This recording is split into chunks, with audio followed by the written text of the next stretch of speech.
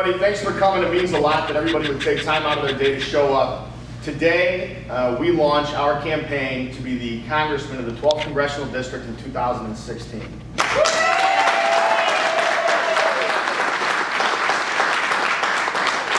It's an honor even to run in this district.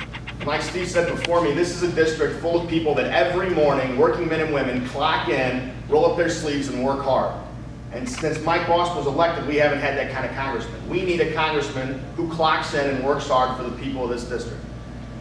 We have had several legislative advances previously, and not all of them have been good for labor. Congress recently signed and passed a bill that basically permits our jobs to be shipped overseas at a record pace. That bill is not good for the men and women of this district. It's not good for the men and women of any district. It's not good for the backbone, the working class of the 12th Congressional District. It's good for the rich, and that's the kind of progress you're going to see if Mike Boss stays in office. You're going to see the wealthy get wealthier at the expense of us, at the expense of the working class. I've lived in this district my entire life. I know what values are important to this district. I've lived in both Jackson and in St. Clair County. I worked out of the UA Hall at 439 in East St. Louis at the Coke Oven in Granite City Steel. I helped shovel asphalt on the highways that run up and down the district out of Local 100. I know the kind of hard work that it's going to take to progress this particular district. I know the kind of hard work that it's going to take to progress the rest of the country. And it is not going to happen if we don't defeat Mike Boss in 2016.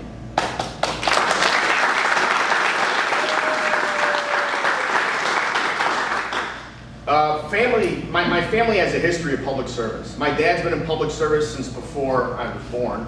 My grandfather and my uncle were both aldermen in Fairview Heights. My grandmother's husband fought in World War II, was a veteran of World War II, and my grandmother's husband was a Korean veteran in the Navy. Public service is in the blood. I've tried to move forward with that same kind of dedication to public service by acting as a public defender, to defend the rights of the poor and impoverished as they move forward with various transgressions that have occurred throughout their lives. And I look forward to that same kind of public service as the next congressman of the district.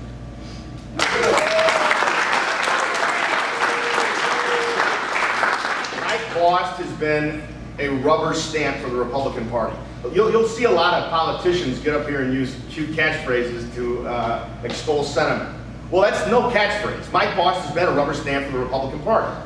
The values of this district are not Republican. The values of this district are not Democrat. The values of this district are unique to the 12th district, and Mike Boss is absolutely out of touch with those sentiments, with those values. We need a common sense, practical approach to resolving issues in this district and to resolving issues in Washington. We're seeing a Congress that is unfettered. They don't know what they're doing. They're only interested in getting reelected. They have no commitment to the people. We need a congressman who's dedicated to labor and to jobs and who will work so this district can work. And without it, we're going nowhere. The 2016 election is an extremely important election. Right now, we're in a district where the majority of our federal representation is Republican, which is unbelievable to say. We've got a Republican senator and one Republican member of the House. So 2 of the 3 federal representatives in the 12th district are now Republican. Kenny Gray would be appalled. Jerry Costello is sick about it. And those are the kind of representatives that I want to model my career after. Kenny Gray ran for office when he was younger than I am now. We need people who will approach the district with that sort of attitude. We have to recognize the values of the young people in this district. Voter turnout under 35 is at a record low. People in this district, both in the Metro East and the southern part of the state, are moving away. That's got to stop. Our older voters are worried that they're not going to have health care, that their Social Security is going to flee. That's got to stop. And that won't stop if we don't change the representation in Washington.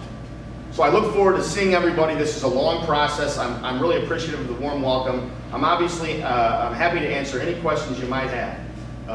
I'm very, very excited. This is a long and difficult road, but we're going to march it well.